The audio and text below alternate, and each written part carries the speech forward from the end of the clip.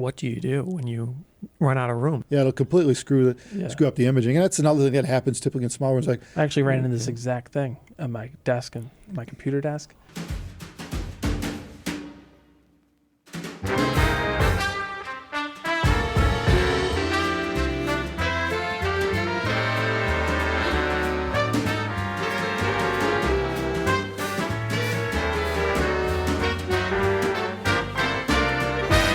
can you imagine putting speakers in this room?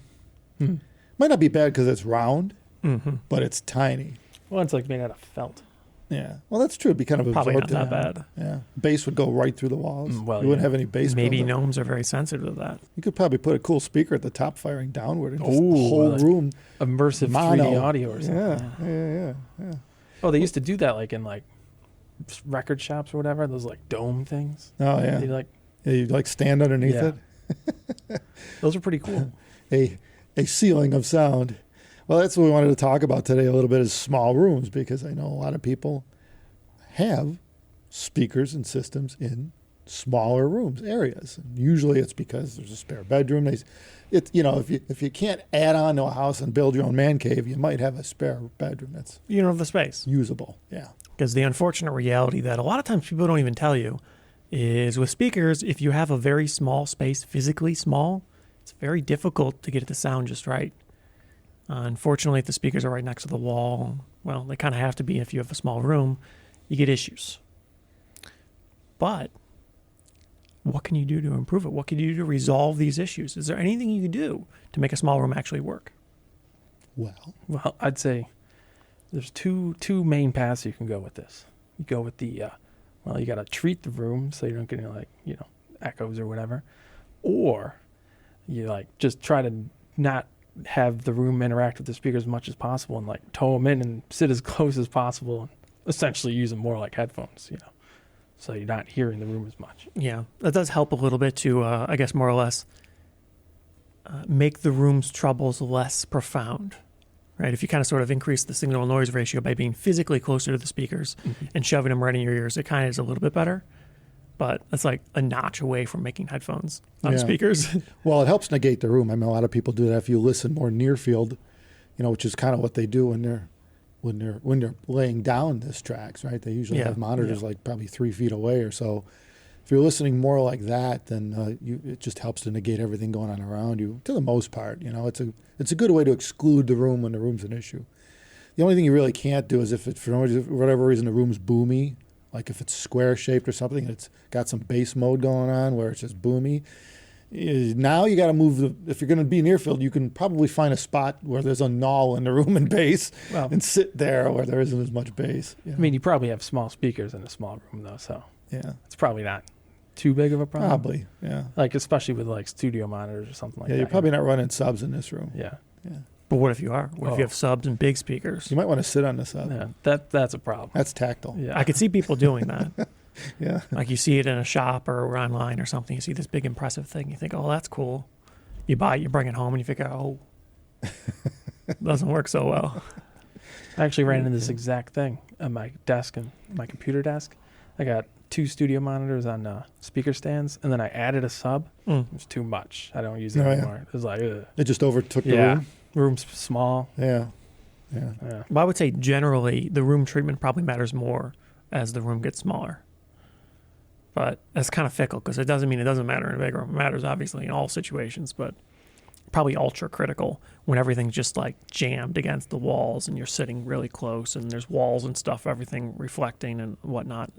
And probably another big factor is if you have a small room, a lot of times you have shorter distances between discrepancies in surfaces, materials, and construction.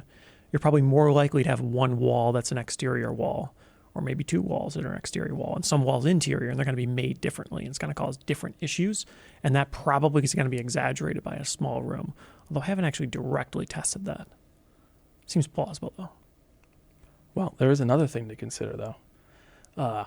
In a small room, it's easier to heat it up. Like if you have 2 amps, you get uncomfortable in there. I've ran into this same thing with the computer. It's like that is a problem. You got to have the door open all the time. Yeah, and you got to have your sound blasting out the door. Otherwise, it's a million degrees. Yeah, you need some solid state efficient cubic feet in order to run anything that runs hot in a room. Now we run it when we did trade shows. It was the same problem. Oh, We yeah. run- Big issue. Door actually. open, AC That's a on. hotel room, which isn't small, but it's Yeah. not big either. Yeah. But we get that combined with a number of people, and all of a sudden, Everybody's sweating. it gets warm, especially if the sun's out and there's It's a a pretty window. big issue though, Yeah. because a lot of times these are normal hotel room sizes, so they're not huge, and you have 2, 3, 4,000 watts of gear running in it, heating it up, and then you also typically have a few people in there, and it just gets so hot all Yeah, the time, it and does it's hard to get warm. control.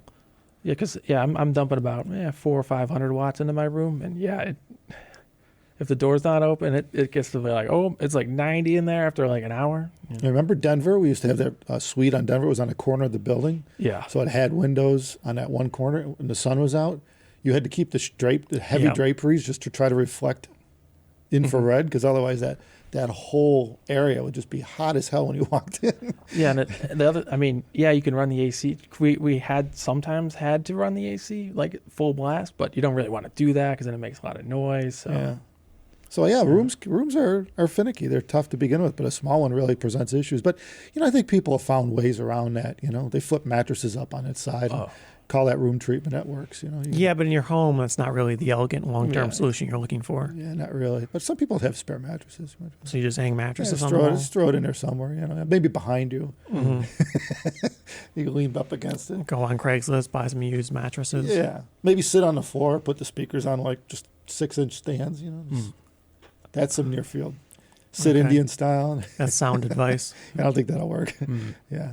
I don't know. You're trying to avoid the reflections that are happening right next to you and stuff like that. And, it's tough because you can't put much in the room. It's not like you're going to have couches and furniture to absorb this information. Yeah, you can't put 3 couches in a small room too effectively a lot of times. Yeah. Well, I think especially in like a near field monitor situation, and you have especially like a glass desk or something, putting them on the desk is usually a problem because then you get reflections off the desk and stuff. Yeah. So that's why I ended up having to put my studio monitors further apart on separate stands. That helped out a lot, and then you change the angle of them. Like how high are they off their desk? Like this, they're like this much higher than the desk. Yeah, there's some companies actually that sell stands that are smaller like that, and made to raise it X. Yeah. 6 inches or And whatever. some of them are like angled. Yeah. Yeah. I think some people say it sounds better in terms of the bass, Yeah. or doesn't bleed the bass from the speaker to the desktop. And Yeah, whatever. I came up with a very simple solution for doing that.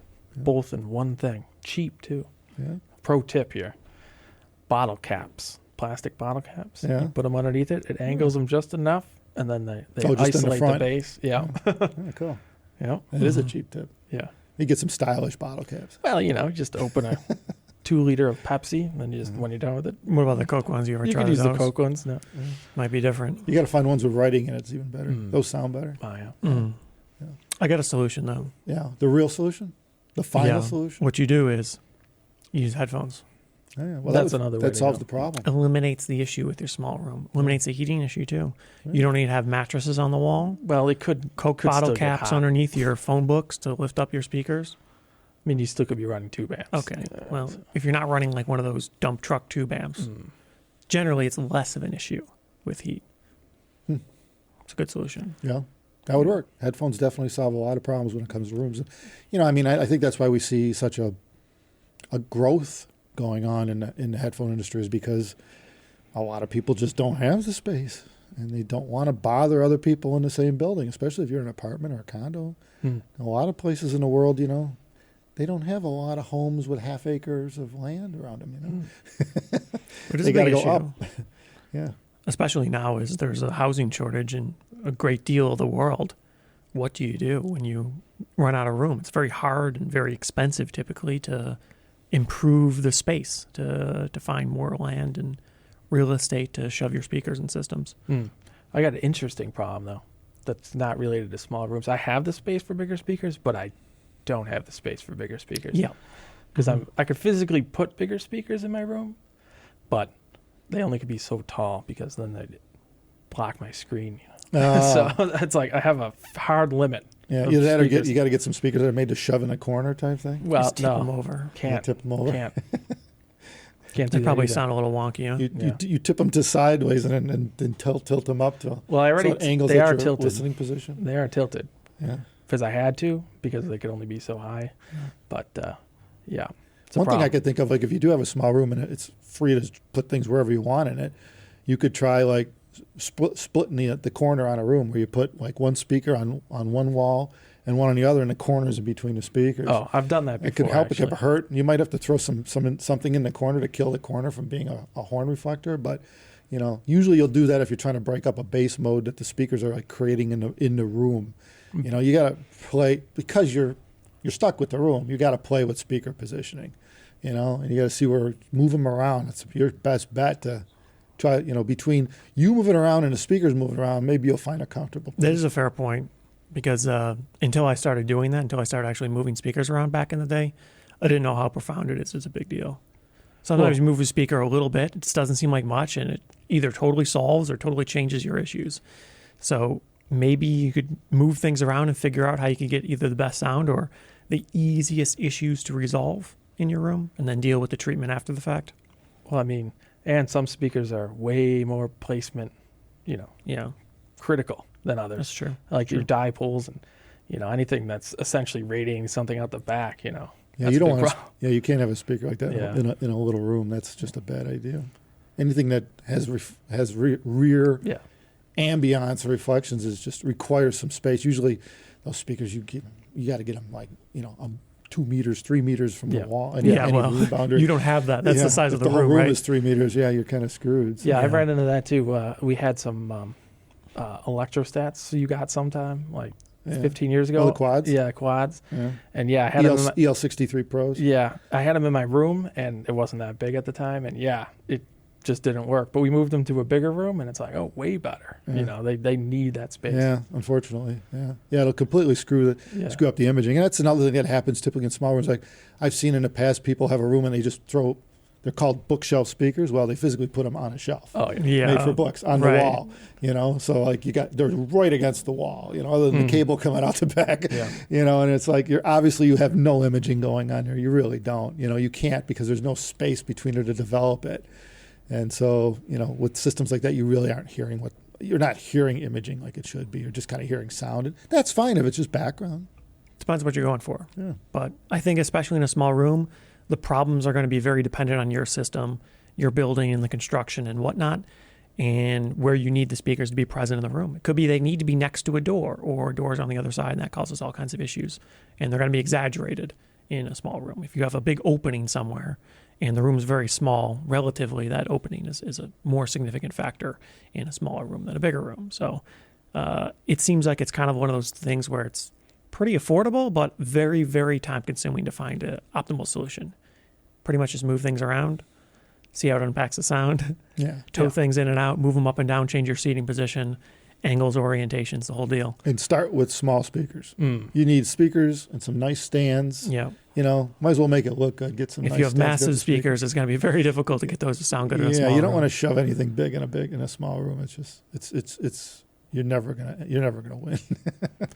Well, So. and the nice thing about all this is it's free, right? So It's a lot of fiddly stuff, but yeah, fiddly. very cost effective to move stuff around a bunch. Yeah.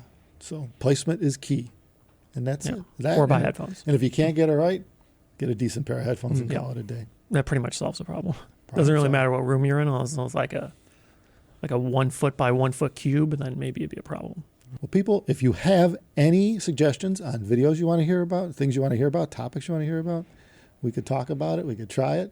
Email us at totl@abyssheadphones.com. That's top of the line, or totl@abyssheadphones.com. And don't forget that we also, all these videos are on podcast form. So if you go to your favorite podcast source, whatever it is, ask Siri or whoever you talk to, say, hey, play me the Abyss top of the line video, and you should run into it. It'll be there. Thanks everyone for watching. Take care.